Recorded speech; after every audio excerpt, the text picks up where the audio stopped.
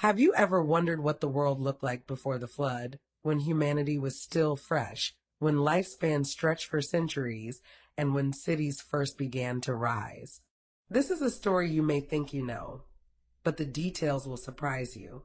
Hidden between the lines of Genesis are clues about a world bursting with people, building civilizations, and heading towards something no one could have imagined. Today, we're going to uncover what life was really like in those mysterious days, right up to the point where everything changed forever. You won't want to miss this. How many footsteps echoed across the earth when the world first turned wicked? Scripture hints at a surge of life, century-long lifespans, overlapping generations, and cities rising early. So instead of a handful of tents, imagine a world swelling with clans, markets, and names.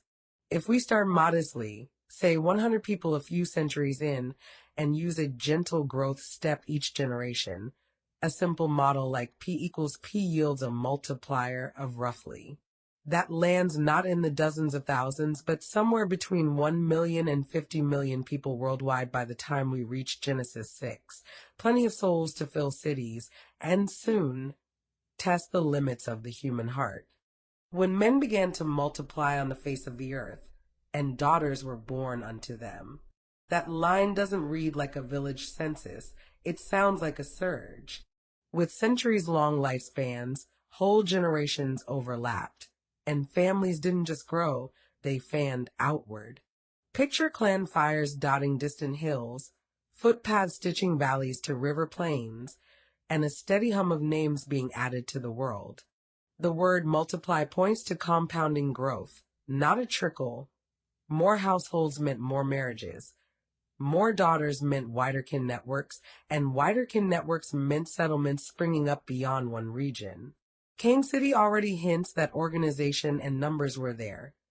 Genesis 6 verse 1 tells us the wave kept rolling, turning scattered camps into a patchwork of expanding communities poised for what comes next. But numbers alone don't tell the whole story. We must remember who was choosing to shape the world with their hands, and why. Two genealogical lines unfold from Adam. Cain's line dives into culture and craft. Jabal becomes the father of those who live in tents and tend livestock. Jubal pioneers instruments of harp and flute, and Tubal-Cain hammers bronze and iron into shape. Here we see the rise of music, metallurgy, and city building, the bones of civilization. Yet, running alongside, Seth's line carries a different banner. Then men began to call on the name of the Lord. One line builds, invents, and wields. The other remembers, prays, and seeks. These choices set the stage for two very different ways of living. And as the world multiplied, the tension between them only grew sharper. And then we reach one of the most mysterious and hotly debated passages in all of Genesis. The sons of God saw the daughters of men, that they were fair, and they took them wives of all which they chose. Some say this was simply the mingling of Seth's godly line with Cain's worldly line. But another tradition, preserved in the book of Enoch, paints a darker picture. According to that account, certain angels abandoned their place in heaven and descended to earth. They did not come empty-handed. They taught humanity forbidden arts, metalworking for weapons, enchantments and charms, cosmetics to stir lust, knowledge of astrology and hidden powers. With this knowledge came not wisdom, but domination. These watchers, as Enoch calls them, ruled like kings and took women for themselves, producing children unlike any the world had seen. Giants, the Nephilim, beings of renown who bent the earth under their strength. What began as a surge of population and culture now twisted into corruption, as heaven's rebels mingled with mankind, accelerating the world's plunge into violence and shadow. Now, must I say again the things the fallen angels taught? Enoch lists them carefully, almost like a warning carved in stone. They revealed the secrets of forging metal into swords and shields, the mixing of paints and cosmetics to inflame desire, the arts of enchantments and spells, the reading of the stars to predict fate, and even the knowledge of plants for poisons and hidden craft. These were not gifts meant for human flourishing, but tools for corruption, weapons for pride, and chains for bondage. And here is where myth and memory entwine. For across ancient cultures, we hear whispers of sky people, gods or beings descending with knowledge beyond man's grasp. The truth, these were no aliens, but the same fallen watchers of old, whose offspring, the Nephilim, shook the earth. Yet their reign did not last. Enoch records that God bound the watchers in chains, casting them into a place of punishment, cut off from the earth they had defiled. Even the women who bore their children, it is said, were transformed into sirens, haunting voices on the edges of the world, no longer part of mankind. And that is why we no longer see them.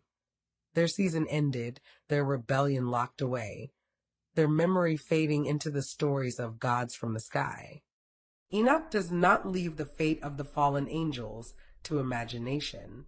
He writes that they were bound in darkness, cast into deep prisons beneath the earth, to be held there until the final judgment. Their punishment explains why the ancient world spoke so often of sky beings bringing knowledge, while our age sees no such figures walking openly among us. They are chained, cut off from the stage of history. But does that mean their influence is gone? Not entirely.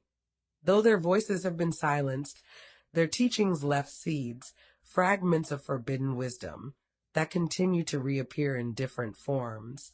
Some call them new, but they are only old snares dressed in modern clothing.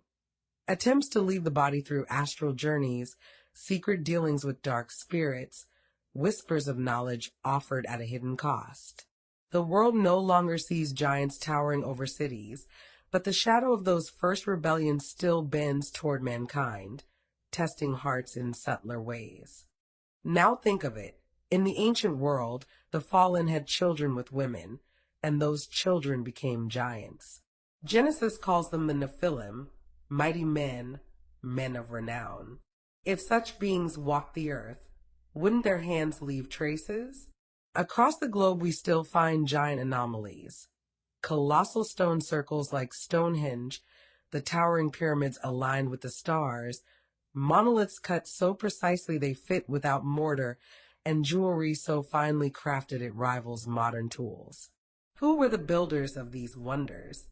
Was it ordinary men with primitive chisels, or the influence of giant offspring with knowledge handed down from the Watchers? It would explain why these feats cannot be truly replicated today. We're told it's simply because people don't want to, but deep down, it feels more like they can't.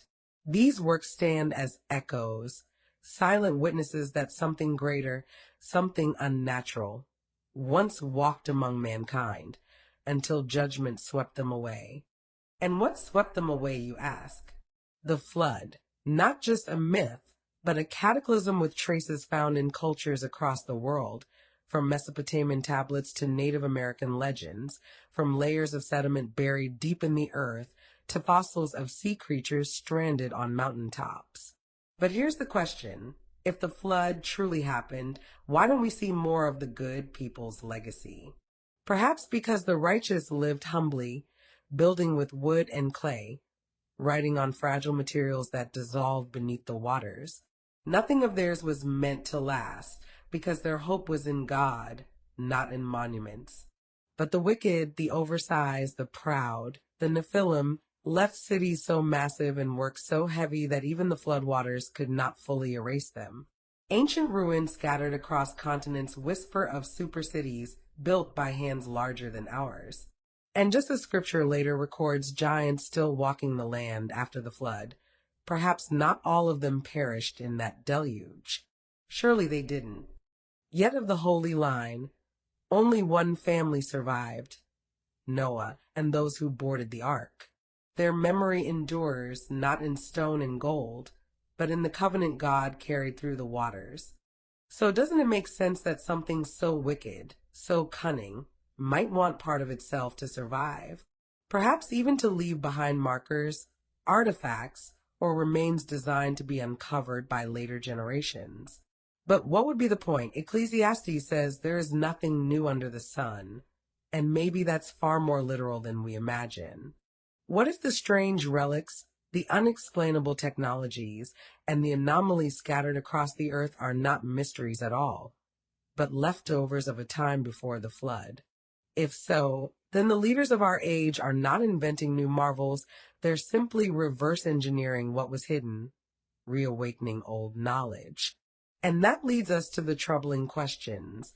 Do we truly live free today, or are we still under the shadow of the same powers? Why do we hear whispers of discoveries locked away in vaults, artifacts buried under secrecy, or knowledge suppressed? Why does the military seem decades ahead of common life? Where are those remains now, and why can't we see them? Perhaps because the story of Genesis 6 never fully left us. It only went underground, waiting for a time when the world would be ready once again to repeat the days of Noah. But the story changes, and that's the whole purpose of Revelation, because the end can never be the same as the beginning. Humanity convinces itself that it's smarter than it really is, tampering with forces it cannot control, playing at being gods while stumbling in the dark. And the outcomes, they always come with a price. Isn't it strange that almost everything Enoch warned about now echoes in the very things our society celebrates daily? Look around. Cities built on commerce, entire cultures promoting vanity, violence, and indulgence, all for profit. The fallen once taught enchantments, metals, and lust, and today the city sells us their offspring in different packaging. Pharmaceuticals that numb instead of heal, processed foods that weaken, entertainment that corrodes the soul, social media that feeds envy, industries that glorify violence, lust, and pride. Wonder why sickness, mental illness, and depression spread like wildfire? Wonder why people feel empty even while surrounded by abundance? Because the world is running on a system of corruption, not the wisdom of God. These are not blessings from above. They are remnants of a teaching that began long ago, when the Watchers first whispered forbidden knowledge into human ears. And this is why God flooded the earth the first time, not out of cruelty, but because wickedness had so deeply poisoned creation that only a cleansing could preserve his plan. The Nephilim, the Watchers, the corruption of mankind. It had reached a point of no return. The flood was judgment, but also mercy, a reset to give humanity another chance. Yet Scripture warns us, what once was will rise again. As it was in the days of Noah, so shall it be in the coming of the Son of Man. The book of Revelation is not just prophecy. It is the final echo of Genesis, the reminder that God's patience has a limit. The first judgment came with water, the next will come with fire. And just as in Noah's day, only those who walk with God will endure what is to come. Thank you for listening and for walking with me through this journey from Genesis to Revelation. I truly appreciate each of you who stayed until the end. Your time and attention mean more than you know. My goal is to share truth, to dig deep into the mysteries hidden in Scripture and history, and to invite you to think about the world in ways you may never have before. If this message spoke to you, stay tuned. There's much more knowledge, more connections, and more truth to uncover together. Until next time, stay watchful, stay curious, and never stop seeking.